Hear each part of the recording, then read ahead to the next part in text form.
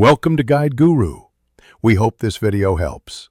You start by narrowing your priorities, which iPhone model, storage, and carrier you need, and why those choices matter for performance and resale.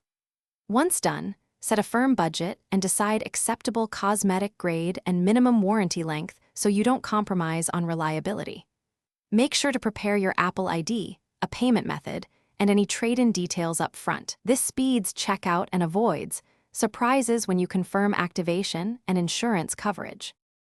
Now you compare sellers and inspect listings closely so you know what you're buying. Look at Apple certified versus third-party refurbishers, then compare battery health percentages, warranty duration, and return policies to understand long-term value. Read recent customer reviews to verify reliability and confirm the device is carrier unlocked if you need that flexibility. Once you find a match, double-check included accessories and serial/IMEI information. You complete the purchase using a secure payment and immediately save receipts and the device serial or IMEI. When the phone arrives, verify activation, battery percentage, cameras, speakers, and that it's unlocked. Test calls and Wi-Fi to confirm network compatibility.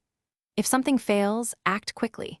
Use the return window or warranty and document issues with photos and timestamps so the seller can resolve it. Finally, if the seller won't help, escalate through your payment provider for protection.